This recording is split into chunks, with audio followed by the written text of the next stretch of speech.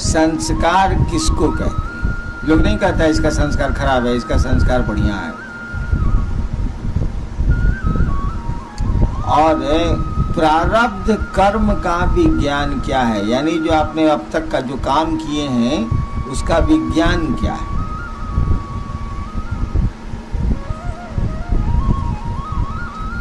कल मैंने कहा था कि आज के लिए सवेरे चर्चा शुरू करूंगा, अभी समय पूछा तो मालूम हुआ कि 8 बजने को। मैं यही सोच रहा था कि आदमी के बस में कुछ भी नहीं है। कल मैंने सोचा था कि सवेरे इस काम को करूंगा, 6:30 में शुरू करूंगा, 7:30 में खत्म कर दूंगा। आज सबसे ज्यादा विलंब से शुरू हुआ, 8 बजे। हाँ चलिए, संस्कार किसको कहते हैं समझिए। मान लीजिए एक आदमी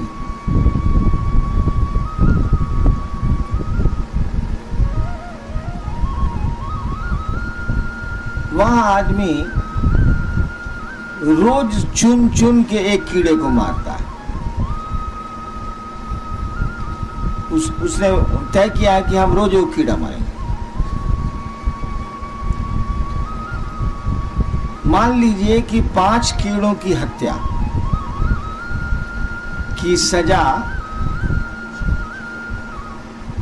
भुगतने भर वो जिंदा है। बूढ़ा आदमी मान लीजिए थोड़ी देर के लिए, 50-60 साल का आदमी है, 70 साल का आदमी है, उसको सनक सवार है कि हम रोज वो कीड़ा मारेंगे। जब तक जिंदा रहा वो 5 साल 2 साल मारता रहा, मर गया, शरीर छोड़ दिया उसने।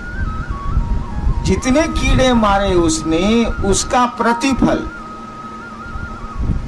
उसका प्रतिफल माने उसका रिएक्शन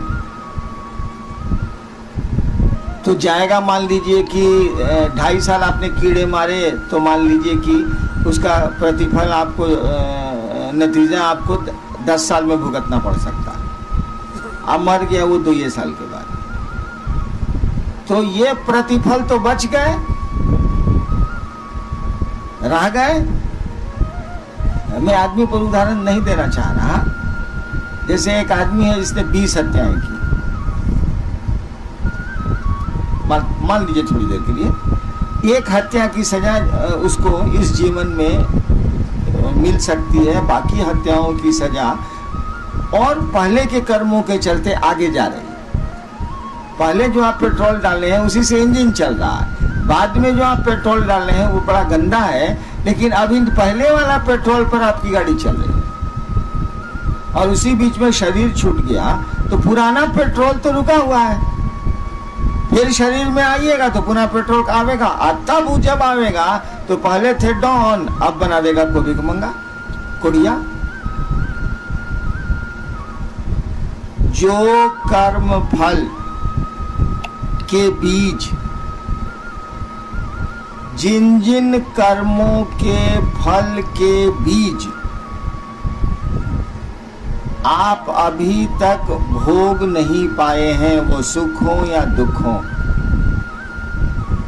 उसका नाम है संस्कार। इसकी अंग्रेजी बड़ी अच्छी है, लेकिन अंग्रेजी से समझ नहीं पाइएगा, वैसे मैं बोल देता हूं। संस्कार का अर्थ होता है the reactions in its potentiality. अंग्रेजी में समझाना आसान है। द रिएक्शंस, रिएक्शन आपको लिए हुए हैं, आप जो कर्म किए हैं उसका प्रतिफल लिए हुए हैं आप, इन इट्स पोटेंशियलिटी, यानी वो सीड के रूप में आपके पास बैठा हुआ है, दिया के रूप में है। अनुकूल वातावरण, अनुकूल मौसम, अनुकूल पानी, अनुकूल हवा, अनुकूल सूरज जब मिलेगा तब वो अंकुरित होगा और उसमें पौधा निकलेगा।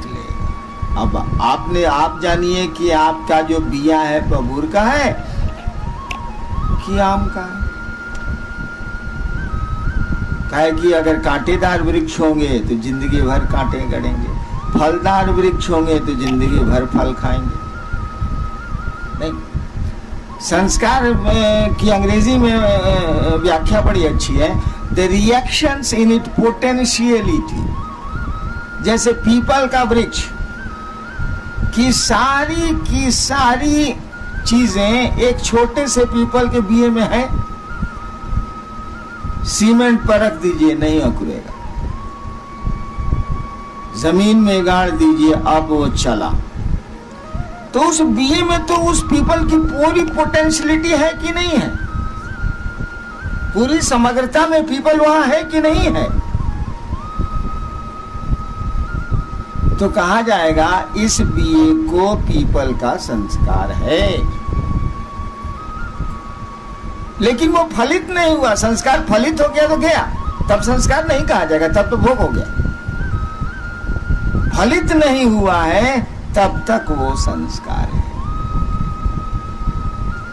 तंत्र में संस्कार की यही व्याख्या है। बोलचाल में हम लोग जात को लगा के कहते हैं या कुछ को लगा के कहते हैं कि रद्दी संस्कार का आदमी है वो, लेकिन संस्कार का वो अर्थ होता नहीं।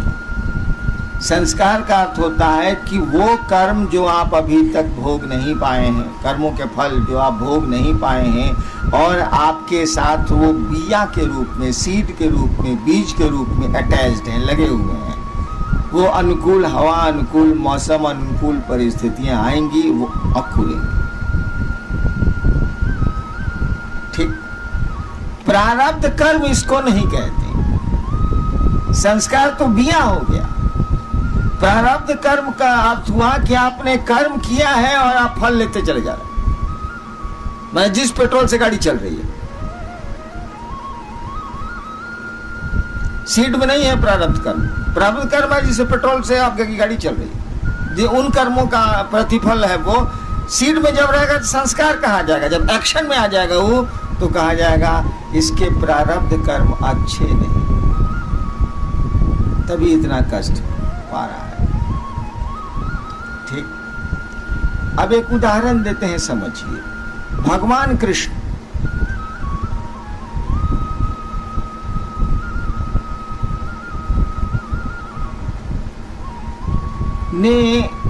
ने तो नहीं कहिएगा, भगवान कृष्ण के रहते उसमें उनकी सहभागिता रही है, इन्वॉल्वमेंट रहा है।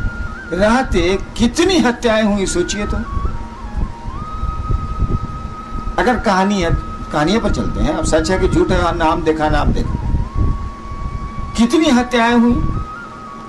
यानी भगवान कृष्ण को तो आने वाले 2-3 हजार जन्मों तक उसको तो पैखाना का पिल्लू बना देगा। काहे कि आप जैसा कर्म किए हैं उसका फल सीड के रूप में है, तो एक्शन भोगिएगा ना, रिएक्शन भोगिएगा ना। बना देगा? नहीं बनाएगा। क्यों नहीं बनाएगा? इसीलिए कि ये कानून तो धरती का न है, आसमान का नहीं न है। भारत का कानून पाकिस्तान में नहीं न चलेगा भैया, नेपाल का कानून भारत में नहीं न चलेगा। हम स्पष्ट हो रहे हैं। आप भारत के कानून से नेपाल में घुस जाइएगा तो नेपाल में हो सकता है अपराध नहीं हो, यहाँ अपराध हो, यहाँ अपराध नहीं हो, वहाँ अपराध हो, आपको अरेस्ट कर लिया जाएगा, सजा मिल जाएगी। यहाँ का कानून अलग है, उस देश का कानून अलग है। हो सकता है भी, बहुत जगह है। आपके कानून से दूसरे देश का कानून अलग है। नहीं तो भगवान श्री कृष्ण की पर्सनैलिटी, उनका व्यक्तित्व ऐसा है कि जो कहानियां हैं, जो मान्यताएं हैं, उसमें कहा गया ये तो भगवान आए थे, ये तो ईश्वर के अवतार थे। विष्णु के अवतार कहा ही जाता है। विष्णु के 10 अवतारों में एक राम है, एक कृष्ण है, एक बुद्ध है, महावीर भी। तो कहा गया ये तो विष्णु के अवतार है, यानी भगवान है। भगवान पर ये नियम नहीं लागू होता, ये धरती का नियम। लेकिन भगवान जैसे धरती पर आएगा, अब नेपाल का, आप हिंदुस्तान के आदमी गए नेपाल, छूट गए, अब हिंदुस्तान आपको क्या करेगा? अगर नेपाल से संबंध अच्छा नहीं तो क्या हम नहीं देंगे? तब ऐसे बहुत सारे मामले हैं, हमको नहीं बोलना चाहिए। नहीं, लेकिन फिर आप नेपाल से इंडियन टेरिटरी में घुस गए, भारत की सीमा में प्रवेश कर गए, तो पहले से रखा हुआ वारंट ऑफ अरेस्ट अपराध के चलते आपको धर लेगा, नहीं धरेगा? धर लेगा। भगवान श्री कृष्ण ने जिस प्रयोजन से धरती पर अवतार लिया, तो अवतार लेने के लिए उनको जीव भाव लेना होगा। शिव जब भी शरीर में आएगा तो उसको जीव भाव लेना होगा, जैसे आपके रूप में शिव ही आया है, अवतार लेना होगा। जैसे वो अवतरित होंगे, योनिगत होंगे, जैसे होंगे वो अब धरती के कानून के पकड़ में वो आगे। कानून नहीं का बनाया हुआ, लेकिन ऊपर से तब बनाया हुआ है, यहाँ नहीं चलेगा, यहाँ वो फंसेंगे। अब भगवान श्री कृष्ण ने मान लीजिए कि 10,000 आदमी उनके चलते मारे गए, मान लीजिए, थोड़ी देर के लिए मान लीजिए, वैसे बहुत ज्यादा है। अब वो फिर उनका शरीर छूटा, बहलिए का तीर लगा। वैसे गंजन तो भगवान श्री कृष्ण का इसी जीवन में इतना हो गया कि मत पूछिए उतनी कहानी, क्योंकि महाभारत के बाद 36 साल श्री कृष्ण जिंदा रहे। आप नहीं जानते हैं कि 36 साल की हिम क्या। महाभारत जब खत्म हो गया, 18 दिन तो चलबे किया, उसके बाद 36 साल 107 या 8 साल की उम्र में उन्होंने शरीर छोड़ा। 36 साल वो जिंदा रहे और उनकी आंखों के सामने पूरा का पूरा यदुवंश समाप्त हो गया। उनकी आंखों के सामने उनके दोनों बेटों की हत्या हुई। हत्या नहीं हुई, उन्हीं के सामने उनके बड़े बेटे को मार के, बैठे हुए हैं पेड़ की जड़ के पास, मार के जूतों से उसके सर को रगड़ा जाने लगा। तब जाके श्री कृष्ण को थोड़ा क्रोध आया। उनके सामने बेटे उनके मारे गए, आपसे में लड़के मरे, कोई दूसरा नहीं मारा। उसके बाद जो खून का मारने जाने के जो खून का छींटा उनके देह पर पड़ रहा था, बैठे हुए थे पेड़ की जड़ के पास, छींटा जो पड़ रहा था उसी को धोने वो वहां गए थे। और धो के जैसे फिर वहीं एक पत्थर पर बैठे ही थे वो कि तीर आके लगा। पारधी आया दौड़ के, कहा कि पहचान लिया, कहा पारधी मैंने बह लिया। पारधी आया दौड़ के, कहा कि भगवान हमसे भूल हो, हमने समझा एक चिड़िया खूबसूरत सी है, लाल ओठ है उसके, मैंने तीर चला दिया। धुंधला था, अभी सुबह नहीं हुई थी पूरी तरह, धुंधला था, आज जहर वाला तीर था चला।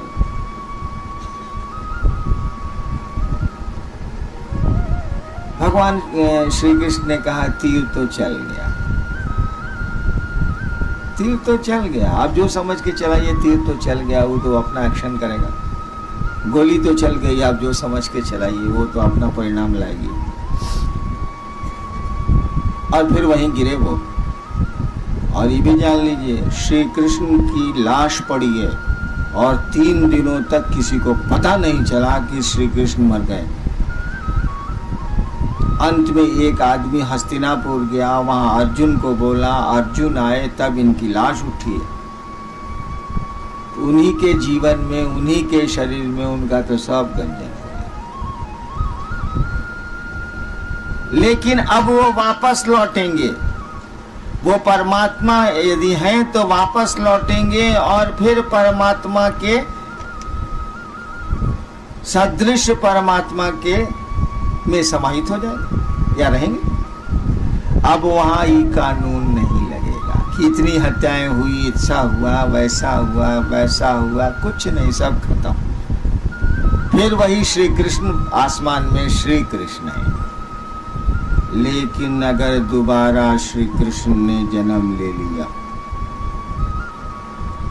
धरती पर, इंटायर कर्म फल जो उनके संचित यहाँ रुके हुए हैं, कब से धर। आप अपराध करके गए हैं नेपाल, जिस दिन भी घुसिए हिंदुस्तान, वह वारंट ऑफ अरेस्ट आपको धरेगा। बाहर हैं तो नहीं धरेगा।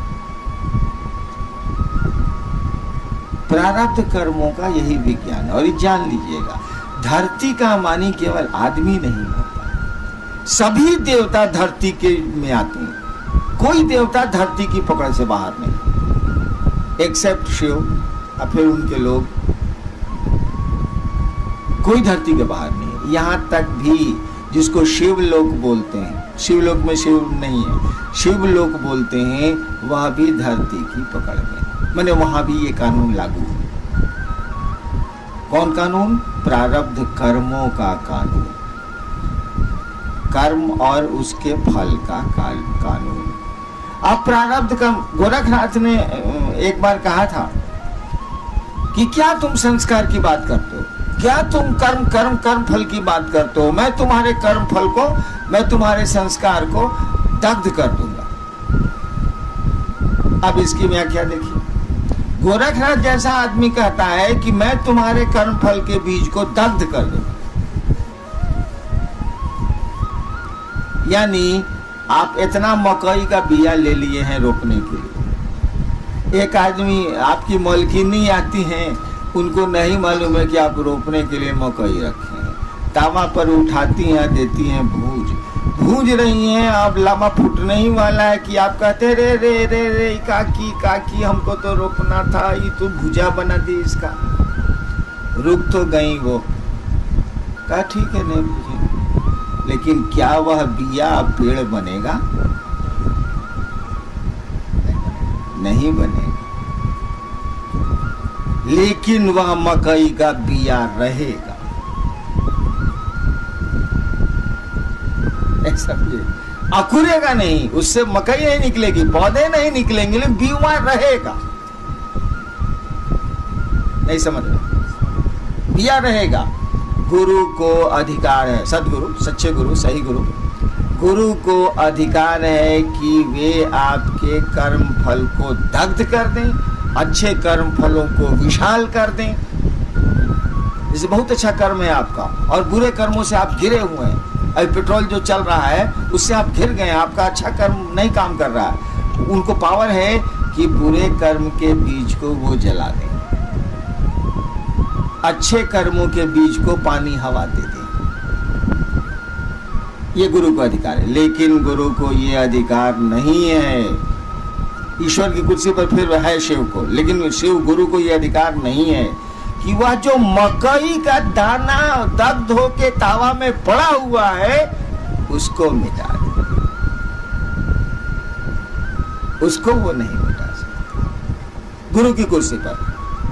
ईश्वर के रूप में तो उनका कानून है, वो कानून को तोड़ ही नहीं सकते। गुरु की कुर्सी पर आपके कर्म फल को वो इनहेंस करके, बड़ा करके विशाल कर सकते हैं। एक क्षण के संस्कार को, एक क्षण के आपके कर्म फल के बीज को, जिसमें साधु होने की कैपेसिटी है, वो एक क्षण है बस। एक झोंका आया, महादेव इतने अच्छे लगे, इतने अच्छे लगे, इतने अच्छे लगे, लेकिन ये झोंका रहेगा मुश्किल से 2 घंटा। इसको खींच के ले जा सकते हैं 200 साल। मैं 200 साल तक आपको महादेव अच्छे लगते रह जाएंगे और इसी बीच में शिव हो जाएंगे। गुरु को यह भी अधिकार है कि कोई कर्म फल आपके साथ लगा हुआ है जो 20 वर्षों तक आपको परेशान करता रहेगा और गुरु के काम में वो बाधक बनता रहेगा। आपकी दृष्टिकोण से काम नहीं होगा, उनके दृष्टिकोण से होगा। तो वो 20 साल के कर्म फल को 1/1 करोड़ हिस्सा में पास करा दे। 1/1 करोड़ हिस्सा सोचिए मैं पास करा दे, पता नहीं चलेगा, ये उनको पावर है। लेकिन वो सीड को नहीं हटा सकते, सीड रहेगा, वो उतना आपको लेना पड़ेगा। बिया का भक्षण आपको करना पड़ेगा, वो बिया आपको लेना पड़ेगा, उसमें गुरु कुछ नहीं करेगा। लेकिन वह बिया पेड़ नहीं बनेगा, अंकुरित नहीं होगा, यह गुरु कर सकते हैं, उनको पावर है। सही गुरु को, उनको पावर है। लेकिन बिये को हटा देने का पावर मात्र शिव को है, क्योंकि मात्र शिव महेश्वर शिव, ईश्वर शिव, भगवान उनको है और वो उन्हीं का कानून है, इसीलिए हटाते नहीं है। उन्हीं का नियम है, उन्हीं की इच्छा से ये सिस्टम चल रहा है, इसीलिए हटाते नहीं हैं। अब सुनिए, मैंने कई बार कहानियां सुनाई हैं कि एक आदमी था जो कथा पढ़ता था और भगवान का बहुत बड़ा भक्त था। एक गांव के बाहर आया और पहले तो नियम था ना कि कोई साधु आया है गांव के बाहर तो गांव वाले उसको भोजन वोजन कराते थे। तो लोग कथा सुनने शाम में जाते थे और कथा सुनते थे और गांव के लोग उसको भोजन देते थे। गांव के बाहर एक मंदिर के बाहर टिका हुआ था। एक औरत थी जो प्रतिदिन खाना बना के ले जाती थी, उनको खिलाती थी, पानी ले जाती थी, पिलाती थी, और ये सिलसिला 6 महीने तक चला। समझ रहे? 6 महीने तक चला। 6 महीने के बाद उस कथावाचक भक्त को कहीं वहां से अब जाना था। उसने रात में कहा कि देखो मैं परसों चला जाऊंगा, तुम 6 महीने से मुझको भोजन करा रही हो, कुछ चाहिए तो बोलो। उस महिला ने कहा हम कुछ चाहने के लिए आपको नहीं खिलाते, हम तो आप साधु हैं, हमको श्रद्धा है इसीलिए खिलाते हैं, हमको कोई जरूरत नहीं है, कोई इच्छा नहीं है, इसके चलते हम किसी चीज के लिए, किसी चाहत के लिए आपको खिलाता हूँ, ऐसा नहीं। कहने नहीं 6 महीना तुम खिलाई हो, कुछ तो हमको देना चाहिए।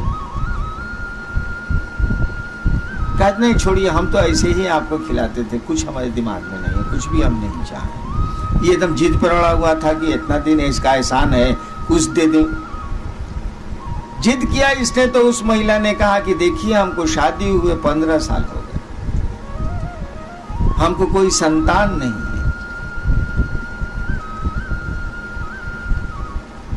कहा ठीक है कल आओगी तुम खाना लेके, मैं परसों जाऊंगा, कल आना। रात में उसने अपने भगवान को वायरलेस किया, जिस जो भी उसका आराध्य हो। भगवान ने से इसने पूछा कि जी ऐसा ऐसा हुआ है, महिला बोली है कि हमको संतान नहीं है, हमको 6 महीना खिलाई है, आप बताइए कि उसको संतान है कि नहीं तकदीर में। भगवान ने कहा कि उसकी तकदीर में संतान नहीं। बात खत्म हो गई। दूसरे दिन वो महिला आई, कथा खत्म हुई, परसों इसको जाना था, मतलब दूसरे दिन सुबह इसको जाना था। रात में फिर सब चले गए तो महिला ने भोजन निकाला, लोटे में पानी लाया, कहा कि खा लीजिए। कहा कि देखो हम खाएंगे नहीं, तुम 6 महीना हमको खिलाई हो, और भगवान ने जब कह दिया कि तुम्हारी किस्मत में संतान नहीं है, हम तुमको संतान दे नहीं सकते, हम खाएंगे नहीं। बहुत जिद की कि भैया हम तो पहले भी कहा था किसी चीज के लिए आपको नहीं खिलाना है, आप खाइए। तो आप जिद किया तब ना हम बोले हैं, हम तो बोल भी नहीं रहे थे, हम चाइस के लिए खिलाया भी नहीं था आपको। वो आदमी नहीं खाया, कहा कि हम इतना भी नहीं कर सके तो क्यों खाना खाए। और महिला जिद कर रही है खाने के लिए, नहीं खाया। वह महिला बहुत उदास मन से कि हम काहे बोल दिया, बाबा जी खाए नहीं, काहे बोल दिया। उदास मन से वही खाना और वही लोटा में पानी लिए हुए घर को वापस जा रही थी। चांदनी रात थी, जा रही थी तो गांव में पीछे रोड थोड़े ही है, खेत की मेड़ है, खेत के मेड़ पर जाना है। ये बहुत दुखी थी, सोचते जा रही थी कि हम कौन पाप किया जो हम उनको कह दिया कि हमको संतान नहीं है। ती भी बहुत, और खाए काहे नहीं वो, यही सोचते जा रही थी। उधर से को मलंग साधु चला आ रहा था। अब मेड़ तो एक एक है, कोई उतरेगा तब ना मेड़ पास करेगा, नहीं उतरेगा तो टकरा जाएगा। साधुओं भी मलंग था, वो कुछ सोचते हुए आ रहा था, वो ध्यान नहीं दिया कि कोई सामने से आ रहा है। इहो बेचारी इस चिंता में थी, इसने भी ध्यान नहीं दिया कि सामने से कोई आ रहा है। दोनों टकरा गए, खेत के मेड़ पर दोनों टकरा गए। टकरा गए तो खाने का बर्तन और लोटा फेंका गया। बर्तन फेंकाया और लोटा फेंकाया तो साधु ने देखा कि अरे इसमें तो रोटी है। साधु ने कहा माँ रोटी है। बस बिना सोचे समझे 4 गो रोटी थी, 4 गो रोटी सब्जी खाया, और लोटा अभी खेत में टेढ़ा हुआ था, उसमें पानी था, पानी पिया और कहा कि माँ जाओ, मैंने 4 रोटियां खाई हैं, तुम्हें 4 संतान होगी। बिना बोले वो बोल गया, बात आई गई, खत्म हो गई। फिर वो कथावाचक भक्त 7-8 साल के बाद अपना फिर प्रोग्राम उसी गांव में बनाया। लोग जुटे, वहां महिला भी जुटी, उसके साथ 4 बच्चे थे। तो कथा हो रही थी, उस समय तो नहीं कुछ बोला। बाद में उसको बुलाया हो, ये बच्चे किसके? उसने कहा मेरे हैं। अरे हमको तो भगवान ने कहा कि तुम्हारी किस्मत में नहीं है, तुमको बच्चे कहां से हो गए? उसने कहानी सुनाई कि ऐसे ऐसे मैं टकरा गई, भोजन गिर गया, वो साधु लगता है भूखा हुआ था, बिना कुछ पूछे खा भी लिया, पानी भी पी लिया। मैंने 4 रोटियां आपके लिए लाई थी, उसने कहा जा तुम्हें 4 बेटे, मुझको बेटे हो गए। कहा ठीक है जाओ। रात में फिर अपने भगवान को ही वायरलेस लगाई। कहा सरकार आप तो हमको बेइज्जत किया। कहा क्या हुआ? तो उसको 4 संतान हो गई और आपने कहा था उसकी किस्मत में संतान नहीं है। कहा था देखो यार तुम पूछे थे तो हमने बता दिया कि उसकी तकदीर में नहीं है। वो ससुरा पूछी सूचिस कुछ नहीं, दे दीस तो हम क्या करें? तो दे दीस तो दे दीस। तुम पूछने आए थे वो दे दीस, कुछ पूछिस था वो हमसे, वो तो दे दीस तो अब क्या करें? जोड़ना पड़ा हमको, दे दीस तो क्या करेंगे? देखिए तकदीर में नहीं है, एक साधु ने जोड़ दिया। ये प्रारब्ध कर्म नहीं है, ये संस्कार नहीं है। मैं अपनी बात सुनाता हूं। मुझको कुत्ते पालने का बहुत शौक, वैसे मैं है भी कुत्ता, हूं भी कुत्ता, मुझको शौक है कुत्तों पालने का बहुत। बचपन से मैं कुत्ते पालता था, छोटा था तभी से कुत्ते पालता था। धनबाद में मैं जब स्कूल में पढ़ता था 6ठा-7वां में, तो मेरे पास 2 कुत्ते थे, एक का नाम था शेरा, एक का नाम था टाइगर। तो मैं ही पाले हुआ था, मेरे साथ रहता था दोनों कुत्ता। स्कूल से तो मॉर्निंग में चले आना है, 6ठा 5वां 6ठा में साला स्कूल कितना देर का। मैं छत पर खुराफात करते रहता था। महादेव का एक फोटो था शीशा वाला, उसको निकाल के सीढ़ी पर लगा के फिर पेट्रोल वाला टीन लेके पाइप लगा के साला महादेव के फोटोए पर पानी गिराते थे, उसके कांटी में घुसाने वाले पर साला 10 मिनट में फोटोए गल के गिर जाता। यही कुछ मैं कर रहा था। तब तक नीचे 2-3 साधु थे, 3 साधु थे लाल कपड़ा पहने हुए, आवाज दे। तो हम ऊपर से बालकनी से झांके, देखा कि 3 वो साधु है बरामदा के आगे नीचे। दोनों कुत्ता तो मेरे साथ ही रहता था। हम का 3 दोनों कुत्ता चला नीचे, मैं भी उसके साथ था। मैंने छिटकी नहीं खोली, छिटकी नहीं खोली तो तीनों साधु खड़ा था सामने। हमने कहा कुत्ता को, दोनों कुत्ता हाउ हाउ हाउ करते हुए तीनों साधु पर पड़ गया। तीनों साधु भाग चला, भागते भागते बोला साला हम पर कुत्ता छोड़ा है, तुम IAC नहीं पास करेगा।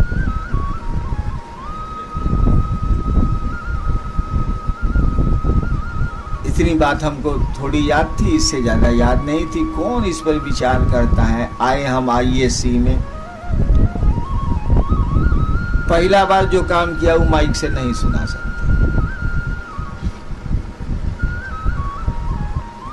देखो प्रोफेसर साहब अपनी बेटी उस हमारे क्लास में पढ़ती थी, आ रहे थे। हम कहा प्रणाम सर, नया नया ब्याह किए हैं क्या? अब बेटी को कह दीजिएगा कि नया नया ब्याह किए हैं तो का आपका असर होगा। मैं कॉलेज से निकाल दिया। दूसरी जगह गया जहाँ ये टीचर थे, एगो हमारे साइंस के हेड ऑफ डिपार्टमेंट थे। हम किया क्या था बदमाशी, H2S गैस होती है ना जो बड़ी बसाती है, साइंस के तो स्टूडेंट लोग हैं, तो उसको बरामदे में बना के उसमें क्लिप लगा दिया जाता है रबर में कि गैस नहीं लीक करे। खरी प्रयोग करना होगा तो उसको बीकर में डाला जाएगा, ऐसे बंद रहेगा। खुल जाएगा तो साला तो इलाका का इलाका गंधाइन कर देगा।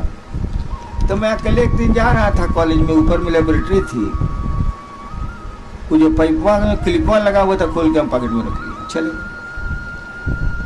20 मिनट के बाद तो पूरा कॉलेज गंधाइन गंधाइन गंधाइन हो गया। साला लेबोरेटरी बॉय हमको देख ली, कह दिया HOD को, हेड ऑफ डिपार्टमेंट को, हमको बुलाया गया। हम कहा सर को हम तो नहीं जानते हैं सर, हम क्या जाने सर। तो नहीं, लेबोरेटरी बॉय आपको देखा है। हम कहा सर कौन चीज़ देखा है? तो हमको बाहर ले गया, H2S क्लिप लग चुका था H2S गैस के पास। कहा उसमें प्रैक्टिकल कंपलसरी था, अगर प्रैक्टिकल में फेल तो फेल।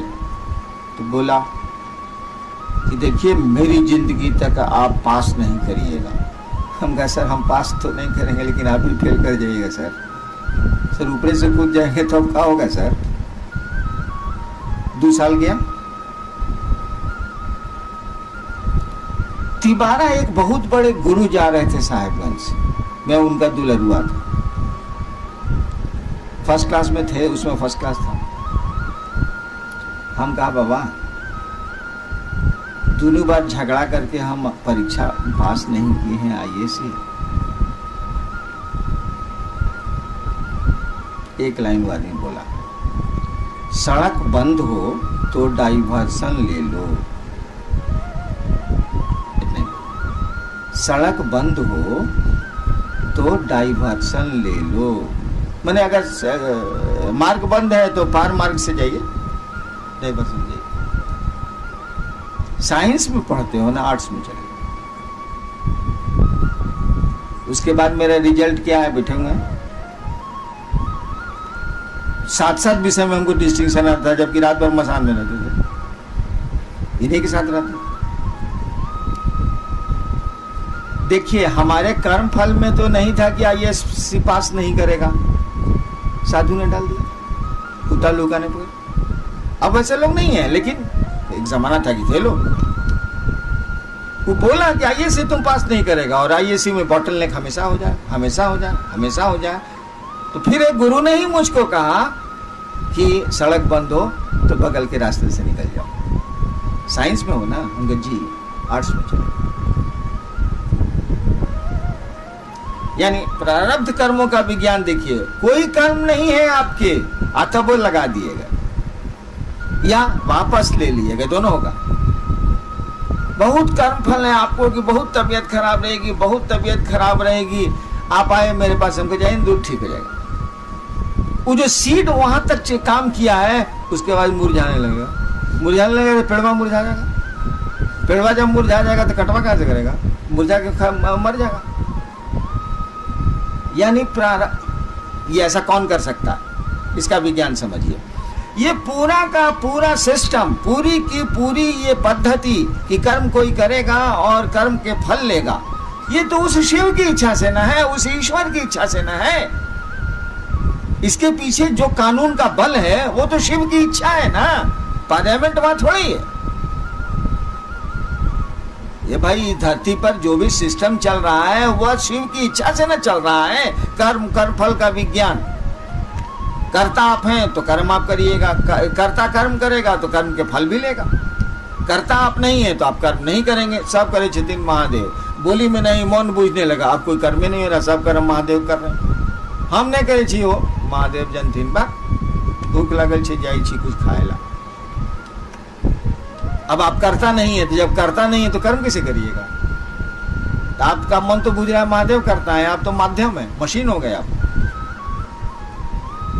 तो कर्म ही नहीं कीजिएगा तो फल कहां से लीजिएगा? ये पूरा का पूरा सिस्टम उस शिव की इच्छा से न चल रहा है। इच्छा माने शक्ति, उस शक्ति से न चल रहा है। किसी ने अपने मन को शिव के मन से जोड़ दिया।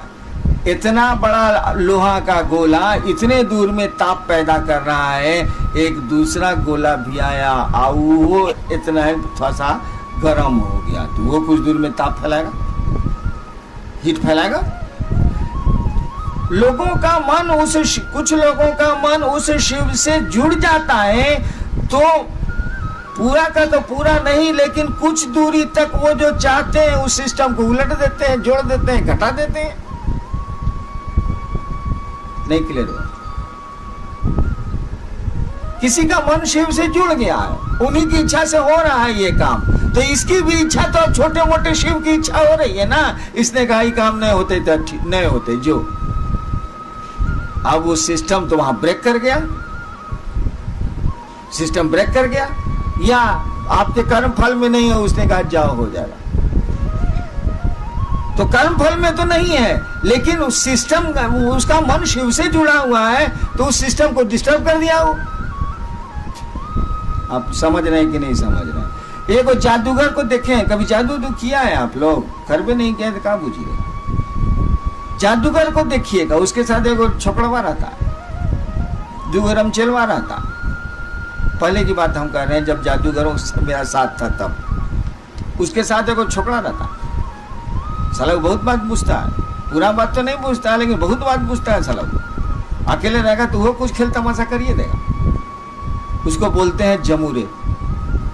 कचहरी में देखिएगा तो जादूगर बोलेगा हाँ जमूरे, हाँ उस्ताद। वो बोलेगा हाँ उस्ताद। हाँ बोल जमूरे, हाँ उस्ताद। साहब के पॉकेट में क्या है जमूरे? उस्ताद साहब के पॉकेट में कलम है उस्ताद।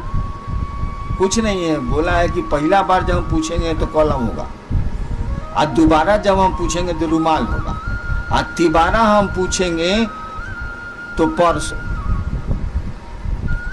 तो सोच रहा है 1 हुआ, 2 हुआ, 3 हुआ, 4 हुआ, 5 हुआ। वो पूछता है कि जादूगर करता कैसे ही धंधवा है साला, उल्लू कैसे ही बनाता। तो वो पूछता है थोड़ा बहुत, उसी के मदद से वो काम लेते हैं जादूगर। तो महादेव के साथ जो जमूरे रहते हैं ना साले, इनको भी थोड़ा थोड़ा बुझाने लगता।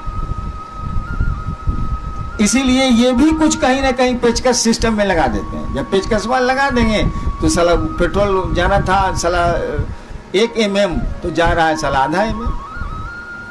पेट्रोल जाना था आधा mm, स्क्रू को ढीला कर दिया, जा रहा है 5 mm। जाए साला। समझ रहे इस बात को कि नहीं?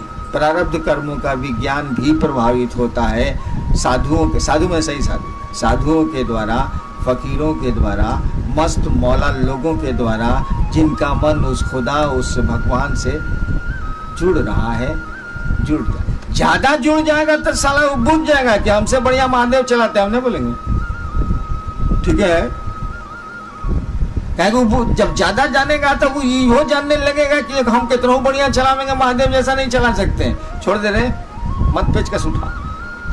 कौन जानेगा, जैसे हम लोग के जैसे आदमी कौन जानेगा, तो नटवा टाइट है का खोल दिया जरा से, हाँ पानी जा रहा है। महादेव भी देख के अकबका रहे हैं कि साला ये जमूरे सब इधर से उधर करते रहता है।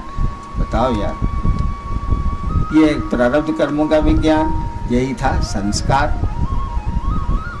40 मिनट हो गया, आप सबों को प्रणाम। आप घर को जाइए, कल फिर मिलते हैं। आज का विषय हो गया ना सर?